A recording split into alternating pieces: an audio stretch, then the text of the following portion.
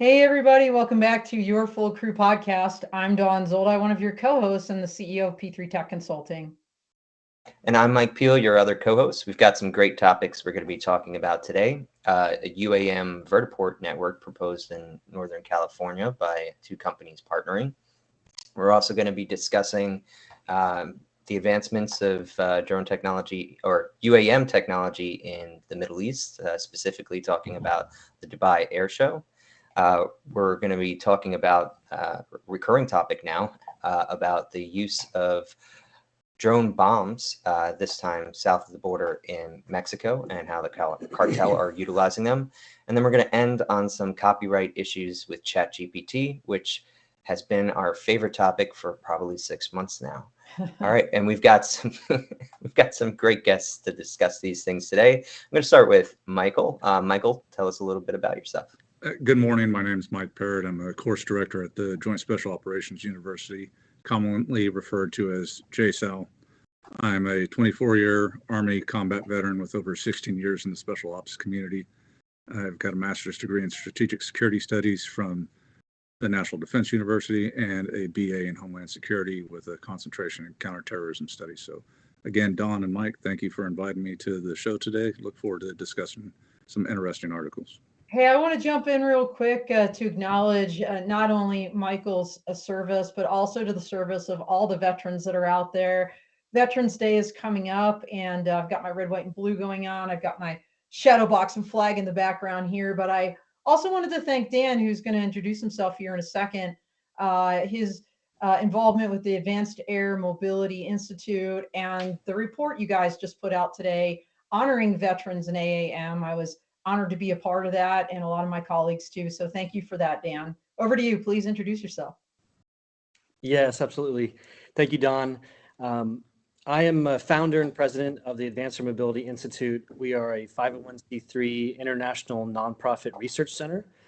In a sense, our core mission is to educate and advocate for the broadest public benefits in the advanced air mobility ecosystem on a global basis. And we felt that, of course, this time of year is a particularly advantageous opportunity to acknowledge the many contributions of military veterans, not only to aviation in a broad sense, but to this new exciting field of advanced air mobility, making use and really pushing the envelope forward with UAS drone technology as well as eVTOL aircraft. Well, happy to have you both. Thank you so much for joining us. And I think you'll be well versed to talk about the articles everybody picked today. So let's start with the first one. Skyway Technologies and Berg Holdings to establish an urban air mobility vertiport network in Northern California. So tell us about the big picture here, Dan. Yes, thank you, Mike.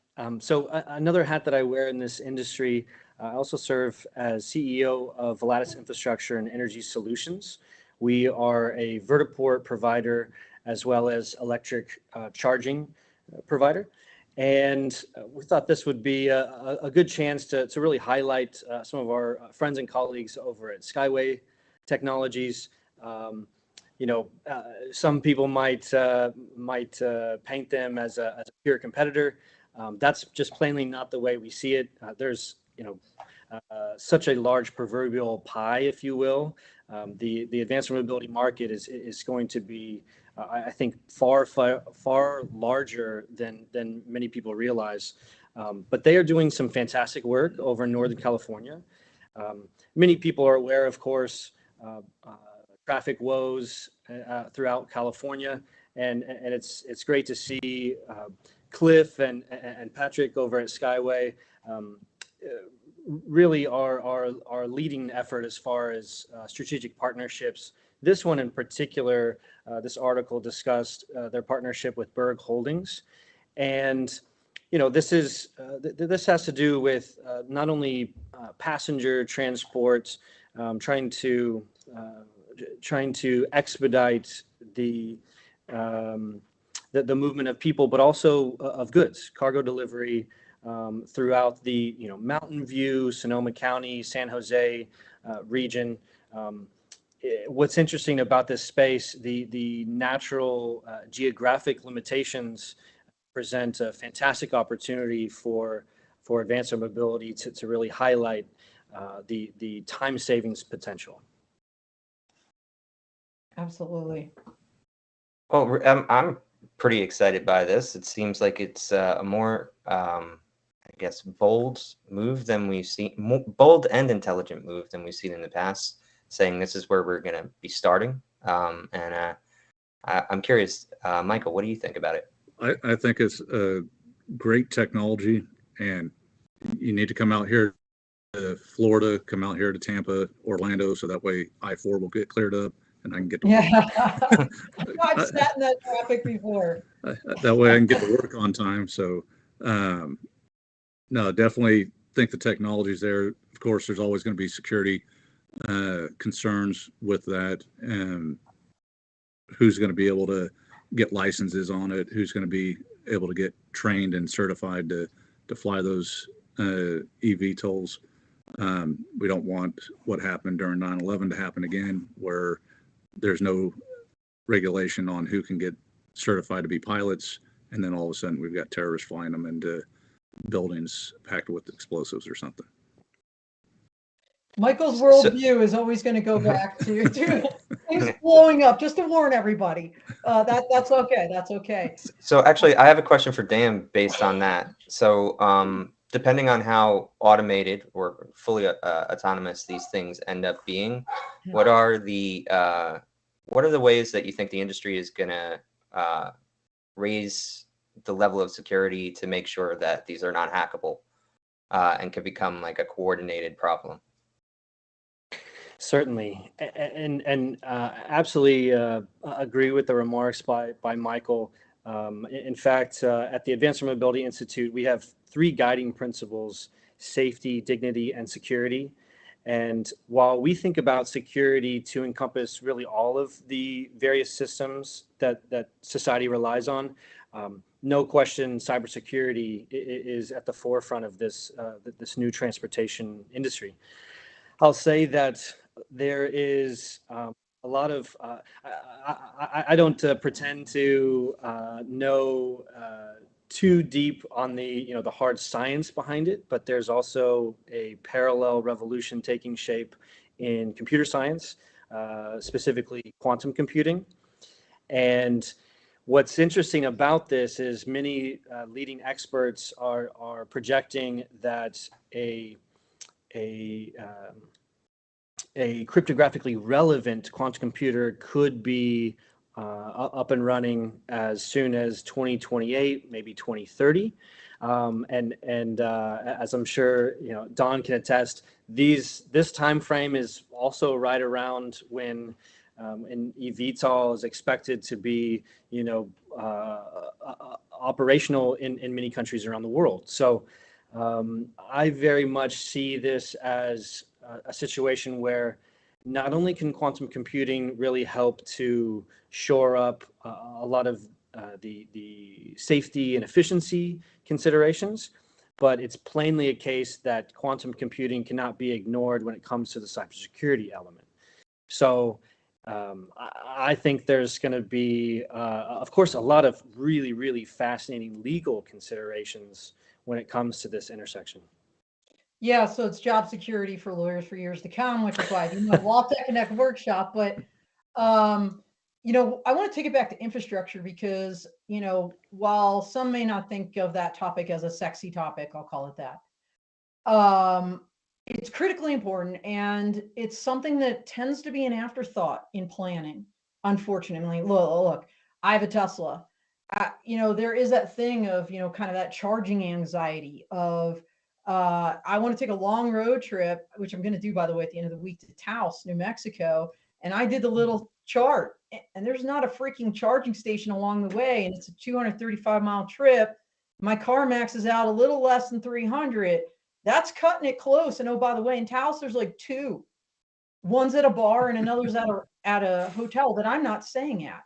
So I say this because, eVTOLs, that electric infrastructure that Volatus infrastructure and Skyway Technologies is working on is the linchpin to making these operations soar. Because if you cannot charge them, if you cannot get them running, then what's the point? If you cannot have this infrastructure being kind of pervasive across these small regional airports or wherever people want to be taking off from, it's just simply not going to work. And this is one of those things where, as we think about investments in the future, this is where it needs to go. And sadly, Dan, I think this, in the United States, I love to hear that this kind of Northern California area is thinking about this. I hope it's just not a real estate developer and a vertiport or a electric infrastructure developer,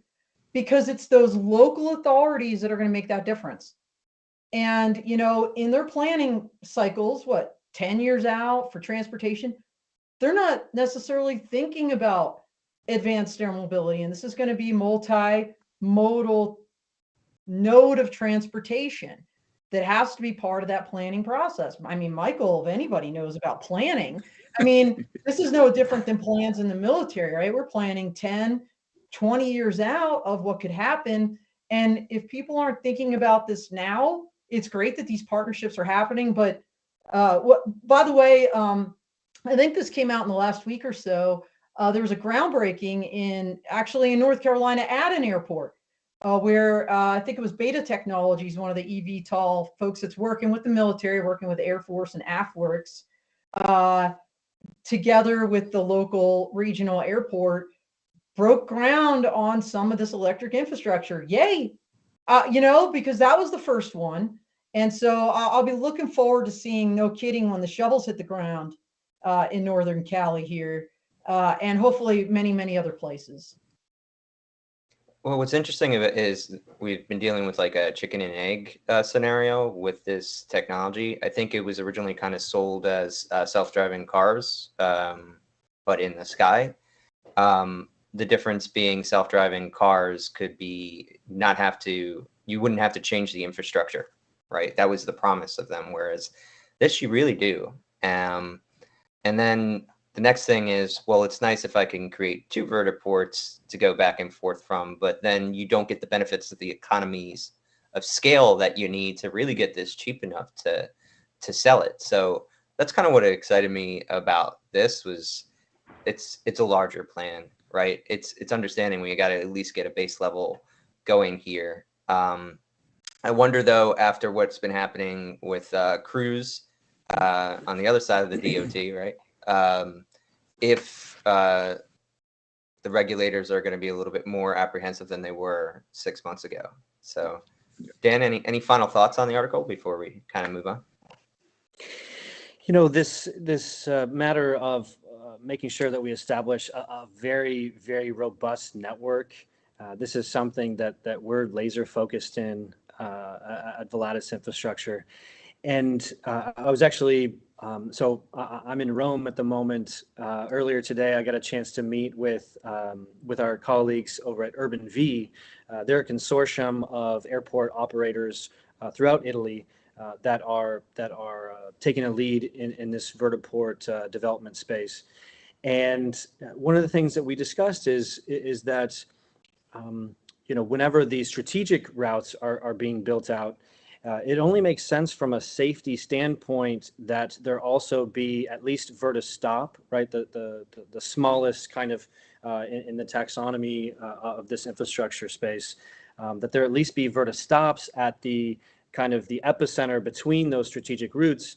The primary focus will be, of course, for safety, right? It's important that, as a pilot myself, we will always support the pilot in command, their very much inherent right to divert, to land elsewhere for safety purposes.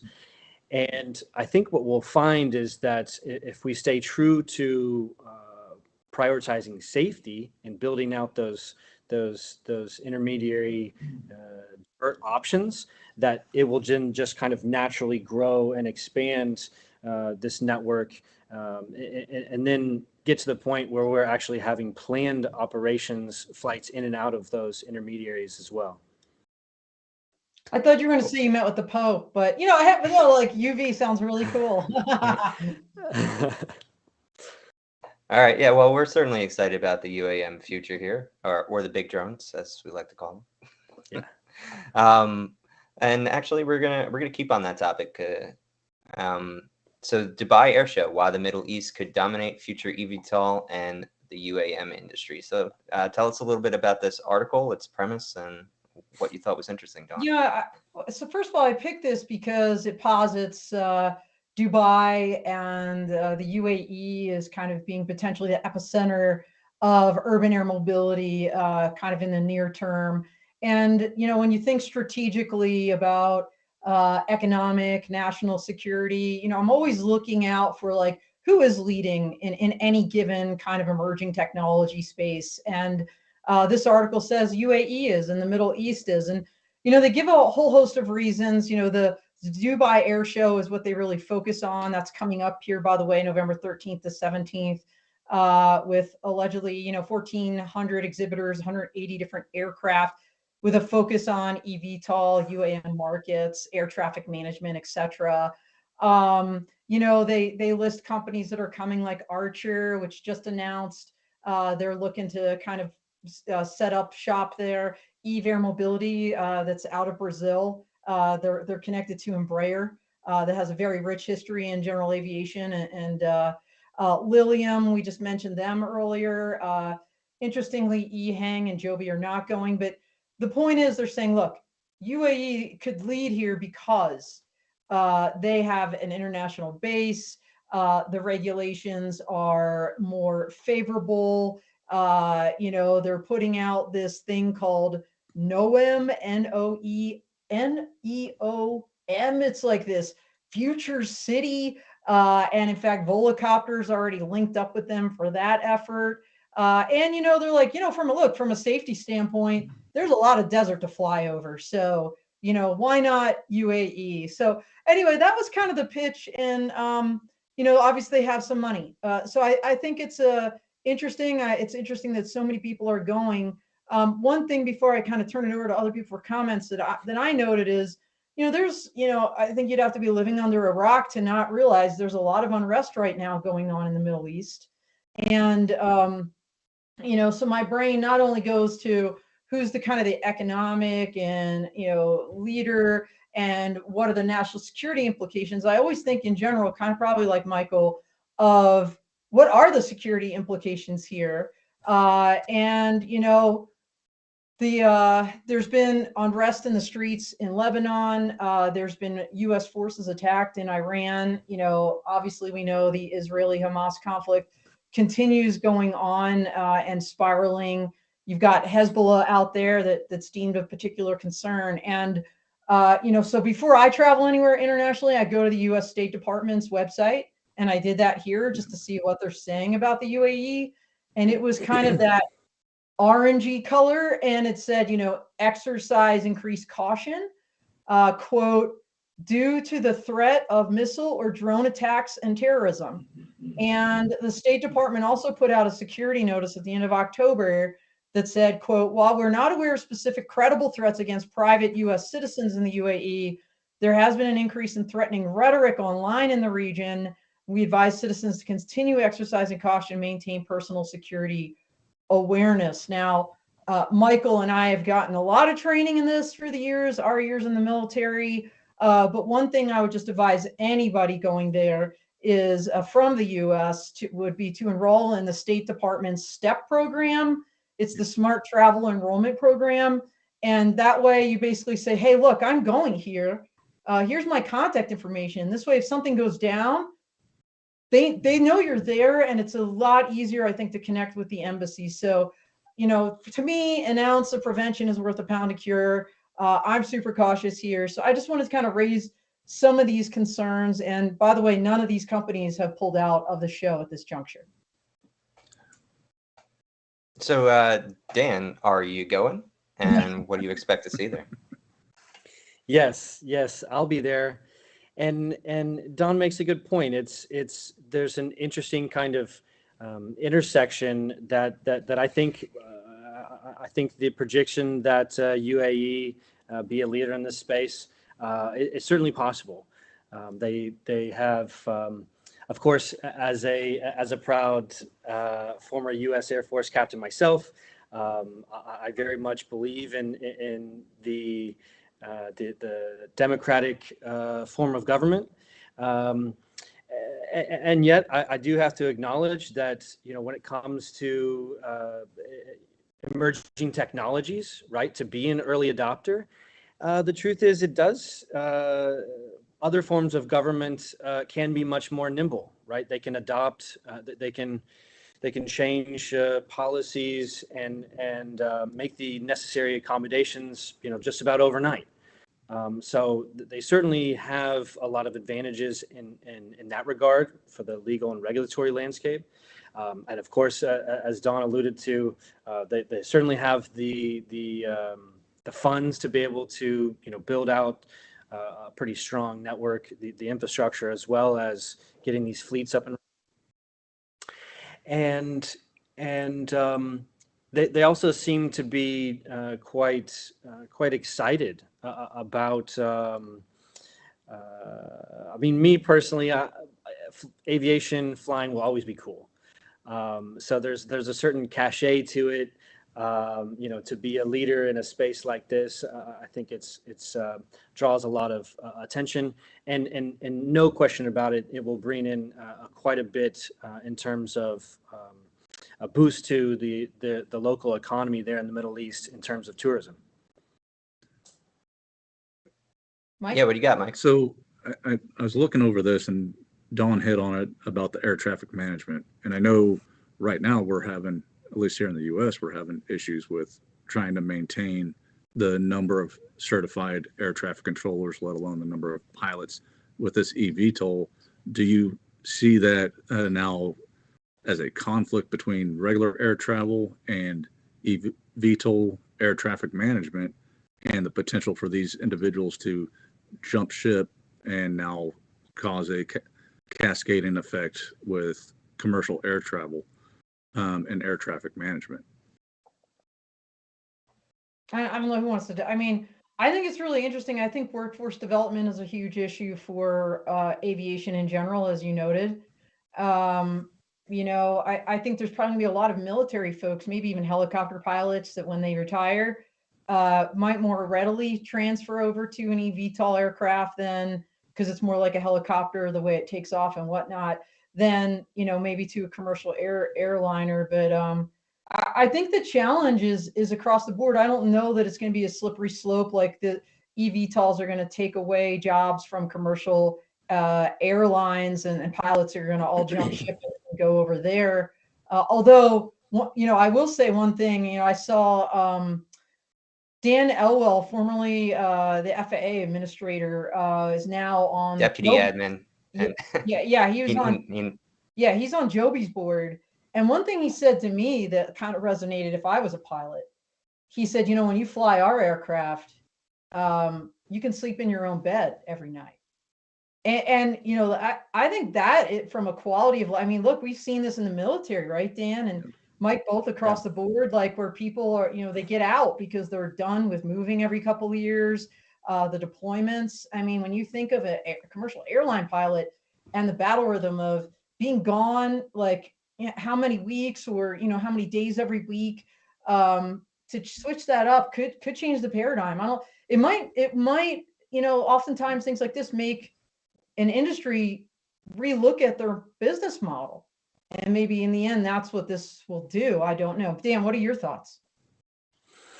I think this is the workforce development aspect to this is quite fascinating. Of course, Don, we got a chance to briefly connect at the FAA inaugural AIM summit. It might have even been the same presentation, Bonnie Simi, discussing, certainly the advantage of flying eVTOL, being able to come back to your family each night. And I remember her speaking in particular to mothers mothers who are pilots, perhaps maybe not even pursuing a career as commercial pilot in the first place because of that battle rhythm, that you're speaking to. I think that we will find, because there's such incredible advancements in the avionics, at one point, at least for certain eVTOLs on the recreational side anyway, there's talk that they may not even require a pilot's license. And some OEMs are boasting, as little as 20 minutes of training necessary. Now, I know what you're talking about. I've seen that presentation. That's a little much for me. I know. Yeah, that's concerning. Fortunately, they're making use of geofencing, right? It's a very predetermined, controlled space that even if such a pilot had nefarious intent, that the system designed in a way that they actually couldn't leave that safe area. I think if anyone is going to fly without a pilot's license, without that proper training and experience, we really do need to make sure that those geofence practices and policies are strongly enforced. It'll be very interesting, but I think that we'll find, at least in the initial phase when it is piloted, that we'll have actually a fair amount, whether it's pilots coming out of retirement because they may be aged out or medical considerations for the large commercial jets, but there's probably plenty of private pilots who would be qualified to fly eVTOLs, but perhaps just because of financial constraints weren't at the stage right to earn their ATP and fly for the airlines. So it'll be quite interesting how the workforce development comes about. But as soon as we start moving into greater and greater levels of autonomy, I think we might find that it kind of works itself out. So yeah, that's it. Oh, sorry. What do you want to say, Mike? I did have a question for Dan. So when you're talking about these corridors, most like kilos and other commercial aircraft that fly here in the U.S. fly specific routes using mainly the highways and the interstates to navigate by. Now, yeah, they can go point to point if necessary, but a lot of times they'll use those road corridors, as they're referred to navigate by. How are these eVTOLs? Are they going to use those same corridors, or are they going to have separate corridors so that way you don't have a helo and an eVTOL potentially running the same corridor?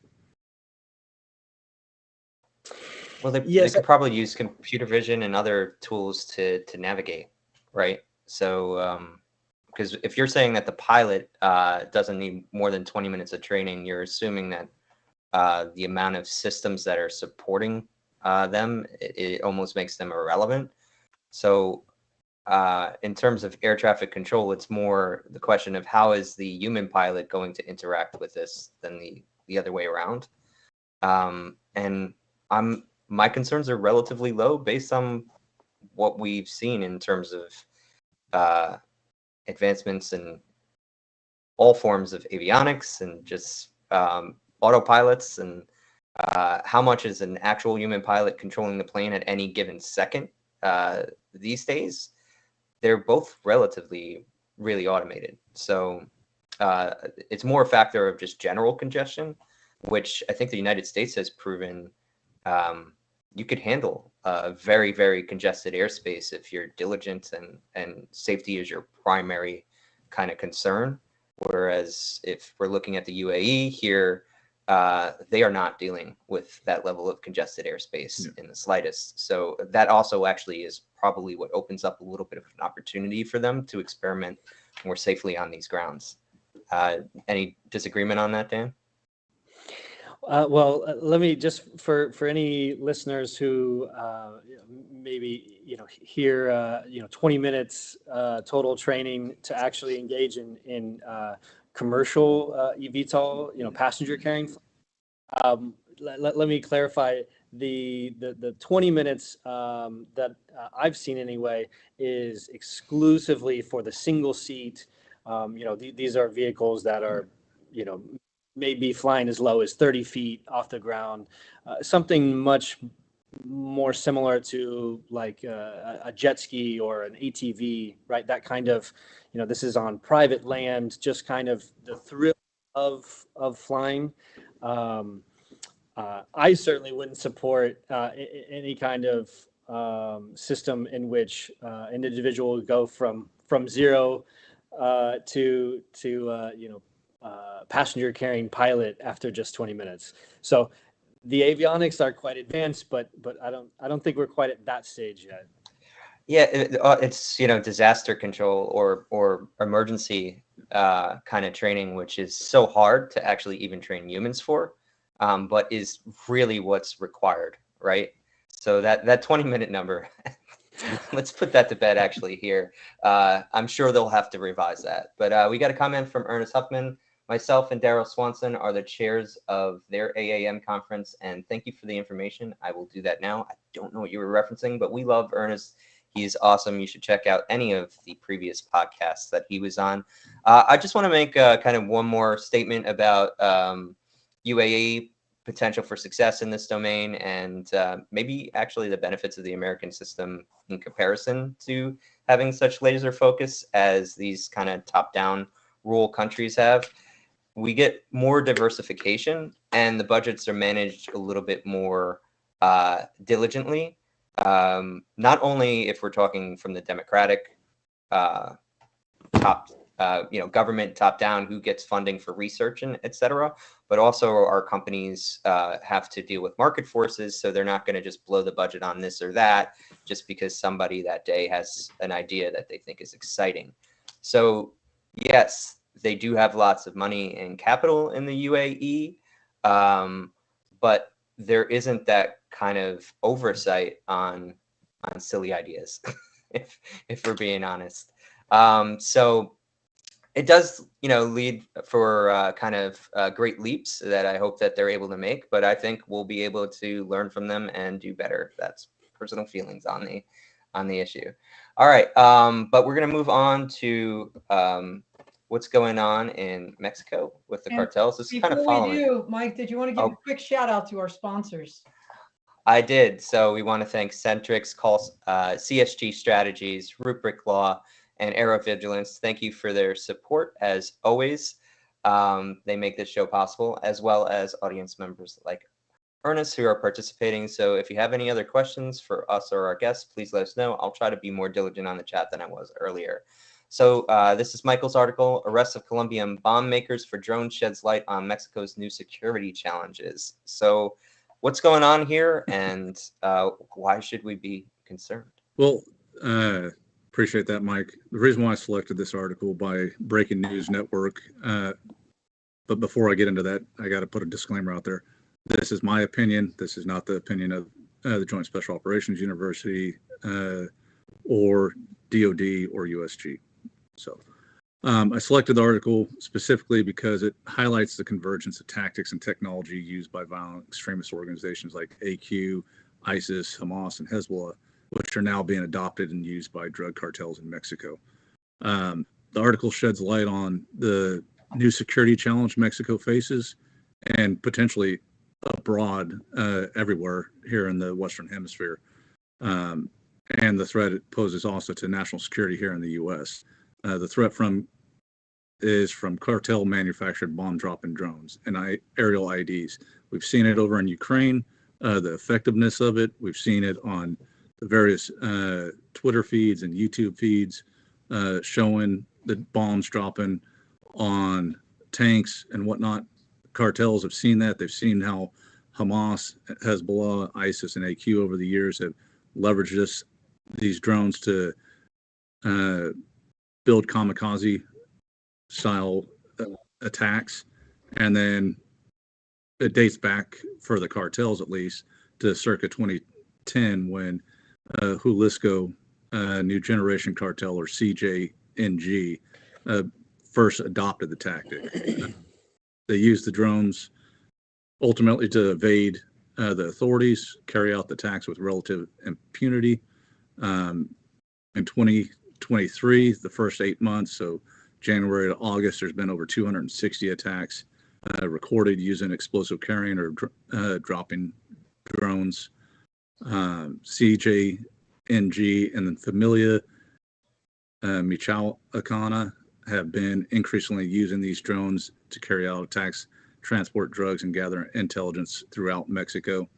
The article specifically highlights a recent operation in Michoacan, Mexico, which is located roughly central Mexico, directly west of Mexico City, where Jalisco and Sinaloa drug cartels have been fighting bloody turf wars. And the operation led to the arrest of 8 Colombians. They were there producing explosives for the drones, ultimately little grenades with fins put into almost like an egg-looking carton style delivery system that they could fly over and drop on rival cartel labs, blowing them up. I saw a couple of the videos, very accurate, similar to what we see in Ukraine. The drones, the reason why I say it's a big threat for Mexico is it's not just organic cartels figuring this out. It's the fact that they're now importing foreign fighters and experts to come in and build these technologies for them for use, which also poses a threat here in the Western Hemisphere and ultimately here in the American homeland, because it would not be a far-fetched leap for the cartels to then start using it on our borders or our security forces within our borders. So, Okay, go ahead, Mike. I was just going to say, it ultimately underscores the importance of bolstering drone regulation and developing effective countermeasures. So I think we have effective countermeasures. We just need the laws to let people actually use them here in the United States. But I can go on that soapbox again. But I want to quote 2 retired general officers that I think have said things that are really relevant to this. Number one, Major General retired United States Air Force Fred Rogero. He's the CEO now of Resilient Solutions, safety management kind of system consulting. I remember when I interviewed him many, many years ago, I'm talking like 2016. I think even at the time, he may have still been in the Air Force as like the number 2, like the chief of Air Force safety. And, he looked at drones and said, look, drones have democratized aviation because a power that was traditionally reserved to nation states, air power, is now in the hands of anybody that can spend a couple $100 at Best Buy. And I think that I've heard other people use that term now, democratization of aviation. And I don't know that anybody's ever given that credit, but honestly, he's the first person I've ever heard use it, and I'm going to give him that credit. The second one is Major General James Poss. General Poss is a friend of this show. He's now he's a retired Major, Air Force Deputy A2, so the number 2 intel guy before he retired from the Air Force. And he's been going around saying, look, the armed forces trained for that threat coming across the hemisphere. We need to start worrying about the threat that's going to come across the parking lot. And it's gentlemen like these and others like them, the counter drone companies are very vocal out there about like, hey, this threat is real, this threat is real. And sadly, I think until something really awful happens, no one's going to listen to them because there's this concern about civil liberties and privacy. And look, very important, like constitutional and seminal democratic concepts. I get that. I'm a huge fan, right? Like I want to protect these things, but there's got to be a balance struck. And just allowing 5 federal agencies to have counter drone mitigation authority, to me, is a bad call. Because we all know this. Anybody that knows anything about Homeland Security, it starts with the local law enforcement. They're the ones that respond. They are literally and called the first responders for a reason. And until they're trained and have the ability and have the technology, something bad's going to happen. I'm just going to say it. And I think what we're seeing over the border is a great example of something that could easily occur here. So that's all I'll say about that. Dan, I'd love to hear your thoughts. So I thought this was an excellent article to select, Michael. You know, it touches on several key considerations for the UAS space. I had an opportunity to support counter narcotics for the Latin American, the Southcom region in 2012, and at the time we really weren't seeing this level of sophistication where cartels were making use of UAS technology. So it is interesting. It makes sense that it's almost like there is the advent of kind of a new generation of mercenaries. It's almost certainly the case that that some of these actors are bringing in very well trained and experienced drone operators to carry out these kind of missions. Personally, my biggest concern is stories like this do an awful lot of harm, of course, for the public perception throughout the United States.